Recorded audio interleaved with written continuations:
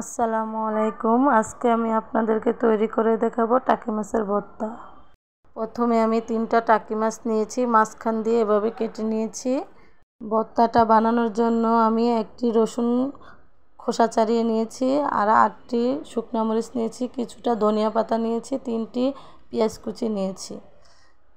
এখন মাছগুলো ভালোভাবে ধুয়ে নিয়েছি। তারপরে দিয়ে দিব লবণ আর হলুদের গুঁড়া। এগুলো দিয়ে আমি মাছগুলো ভালোভাবে মাখিয়ে নিব, যাতে করে মাছের ভিতরে মশলাগুলো ঢুকে যায়। মাছগুলো আমি মাখিয়ে নিয়েছি। এখন একটা কড়াইতে তেল দিয়ে দিয়েছি। তারপরে কিছুটা গরম হলে আমি মাছগুলো দিয়ে দিচ্ছি। এখন আমি মাছগুলো উল্টিয়ে নিব, উল্টিয়ে পাল্টিয়ে এভাবে চাপ দিয়ে দিয়ে ভেজে নিব।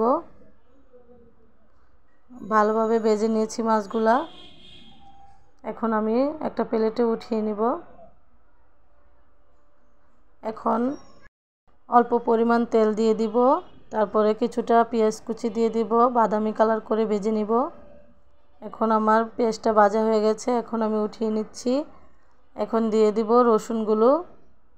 রসুনগুলো আমি ভেজে নিব। এখন চুলার আঁচটা কমিয়ে রসুনগুলো ভাজতে হবে। এখন আমি রসুনগুলো ভেজে নিয়েছি, এখন আমি উঠিয়ে নিব। তারপরে দিয়ে দিব শুকনো মরিচগুলো আমি ভেজে নিব। শুকনো মরিচগুলো আমি ভেজে নিয়েছি। এখন আমি মাছগুলোর কাঁটা বেছে নিব। মাছগুলোর কাঁটা বেছে নেওয়া হয়ে গেছে। এখন আমি রসুনগুলো চটকিয়ে নিব। রসুনগুলো চটকিয়ে নেওয়া হয়ে গেছে। এখন আমি কিছুটা পেঁয়াজ কুচি দিয়ে দিব, কাঁচা পেঁয়াজ। তারপরে দিয়ে দিব শুকনো মরিচগুলো চটকিয়ে নিব।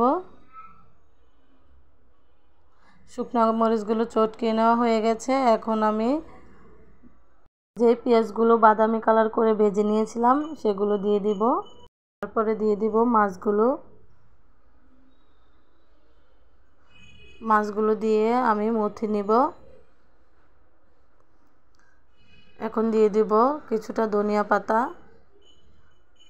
পাতার পরিমাণটা একটু বেশি দিতে হবে, তাহলে খেতে অনেক টেস্ট হবে।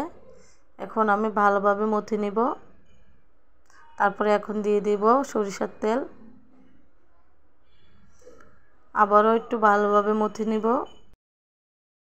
এখন আমার ভর্তাটা বানানো হয়ে গেছে। এখন আমি একটা প্লেটে নিয়ে নিচ্ছি। দেখেন ভর্তার কালারটা কত সুন্দর হয়েছে। আমার রেসিপিটি ভালো লাগলে একটি লাইক এবং সাবস্ক্রাইব করে যাবেন, আর কমেন্টে জানিয়ে যাবেন। আল্লাহ হাফেজ।